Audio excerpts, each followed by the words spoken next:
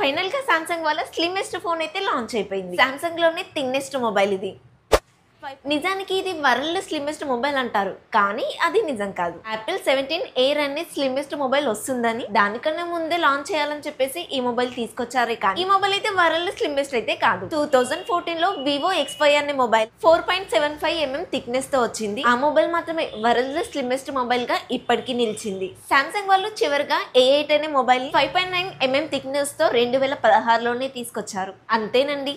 ఆ తర్వాత ఏ బ్రాండ్ వాళ్ళు కూడా స్లిమ్మెస్ట్ మొబైల్స్ వైపు అయితే వెళ్ళలేదు. దాదాపు 9 సంవత్సరాల తర్వాత మళ్ళీ యాపిల్ వాళ్ళు ఇంకా సామ్సంగ్ వాళ్ళైతే స్లిమ్మెస్ట్ మొబైల్ వైపు వెళ్తున్నారు. ఇదైతే మళ్ళీ ఒక ట్రెండ్ లాగా నడవబోతుంది. సామ్సంగ్ S25 ఎడ్జ్ మొబైల్ కి సంబంధించిన అన్బాక్సింగ్ తో పాటు పూర్తి డీటెయిల్స్ తెలుసుకునే ముందు మీరు మన ఛానల్ కొత్తగా చూస్తున్నట్లయితే నేను మీ ప్రియాంక, మీరు చూస్తుంది ప్రియాంక టెక్ న్యూస్. మనమైతే బ్రాండ్ ప్రమోషన్ ఏం చేయట్లేదు, జెన్యూన్ ఇన్ఫర్మేషన్ మాత్రమే ఇస్తున్నాము. దీనికి మీ సపోర్ట్ అయితే కాస్త ఉంటే బాగుంటుంది అనుకుంటున్నాను. సో సబ్స్క్రైబ్ చేసి సపోర్ట్ చేశారని మాత్రం భావిస్తున్నాను. ముందుగా ఒక విషయం చెప్పండి, మీలో ఇంతమంది స్లిమ్ మొబైల్స్ ఇష్టపడతారు? స్లిమ్ మొబైల్స్ వాడడానికి బాగున్నప్పటికీ కూడా వీటిలో కూడా కొన్ని కాంప్లికేషన్స్ ఉంటాయి. సామ్సంగ్ వాళ్ళైతే దాదాపు అన్నిటినీ క్లియర్ చేసి ఈ మొబైల్ అయితే తీసుకొస్తున్నారు. మేజర్ గా స్లిమ్ మొబైల్స్ లో ఉండే problem bend issues and camera censor placement issues. సన్నగా ఉంటే మంచి కెమెరాస్ ఇవ్వడం ఇబ్బంది అవుతుంది. సో వీళ్ళైతే వాటిని క్లియర్ చేశామని చెప్తున్నారు. మరి ఏం చేశారు, ఎలా చేశారని వీడియోలోకి వెళ్ళి తెలుసుకుందాం. మొదటిగా అన్బాక్సింగ్ చూసుకున్నట్లయితే బాక్స్ వచ్చేసి చాలా సన్నగా ఉంది, తెలుసు కదా, చార్జర్ అయితే ఇవ్వరు. బాక్స్ పైన సింపుల్ గా S25 ఎడ్జ్ అని రాసింది ఉంది.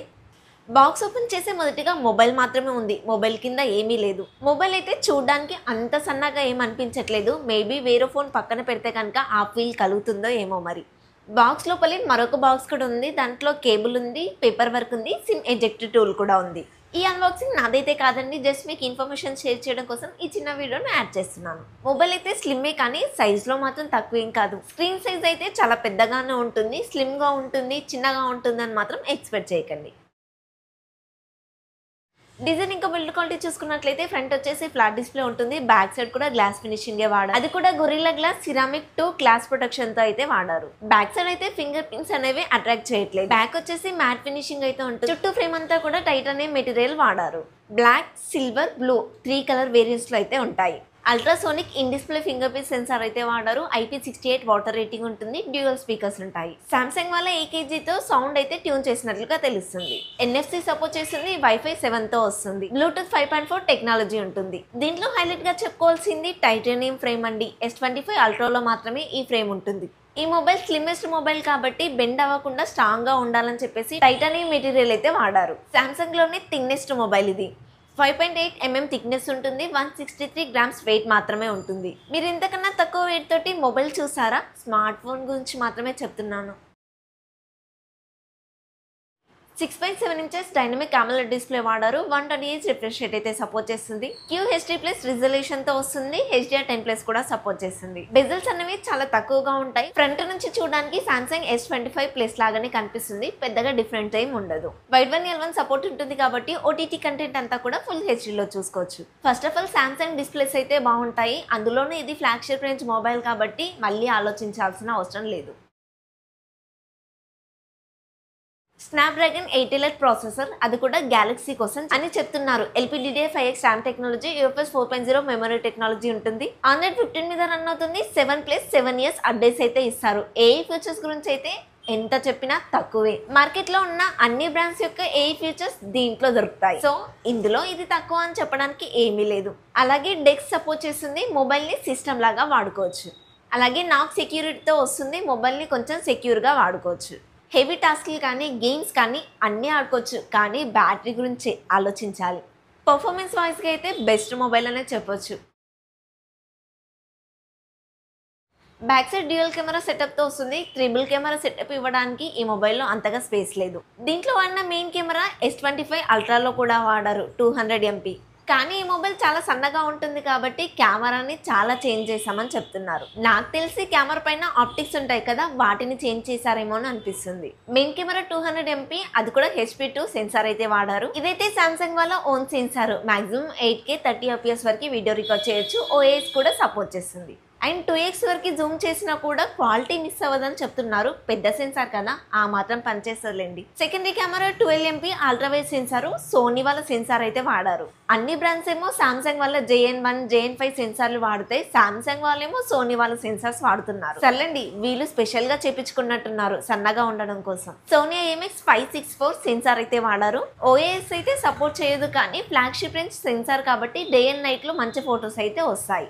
ఫ్రంట్ కూడా 12 MP సెన్సార్ అయితే వాడారు. మాక్సిమం 4K వరకు వీడియో రికార్డ్ చేస్తుంది. కెమెరా పర్ఫార్మెన్స్ గురించి ఎంక్వైరీ అవసరమే లేదు, బాగానే పర్ఫార్మెన్స్ చేస్తుంది. కెమెరా సెటప్ ఏదైతే ఉందో మామూలుగా సామ్సంగ్ మొబైల్స్ లో ఉండేదానికన్నా ఇందులో కొంచెం డిఫరెంట్ గా ఉంది. మామూలుగా కెమెరాస్ కింద ఫ్లాష్ లైట్ ఇవ్వరు, దీంట్లో వాడారు. కొంతమంది వచ్చేసి దీన్ని iPhone 16 నుంచి కాపీ చేశారని చెప్తున్నారు. నాకైతే అలా అనిపించలేదు.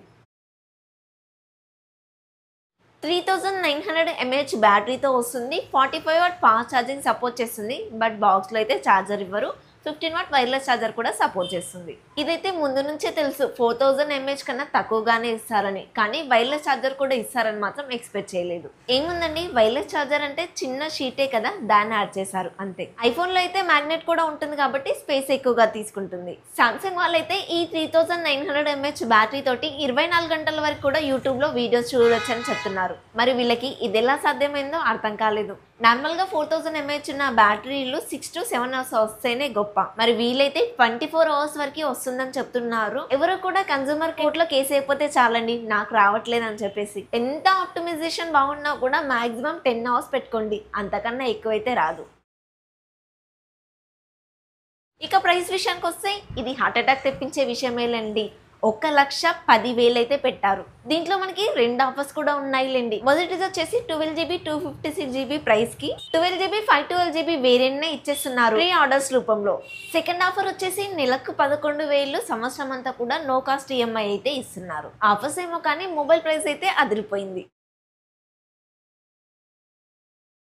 ఈ మొబైల్ యొక్క స్పెసిఫికేషన్స్ దేవునికి ఎరక, కానీ ఈ మొబైల్ చాలా స్లిమ్మెస్ట్ అని మాత్రం హైలైట్ చేస్తున్నారు. మీరే చెప్పండి, మొబైల్ సన్నగా ఉంటే ఏమైనా బెనిఫిట్స్ ఉన్నాయా? లేదు 7.5mm థిక్నెస్ ఉన్నా మాకు ప్రాబ్లం లేదు అంటారా?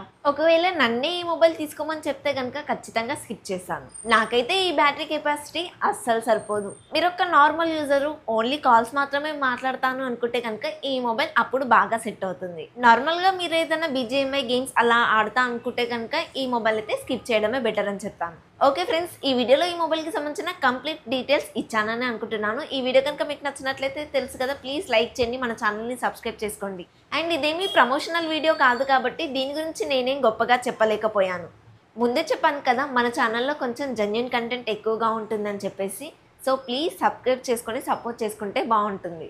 నెక్స్ట్ వీడియోలో మళ్ళీ కలుద్దాం. Until then bye by.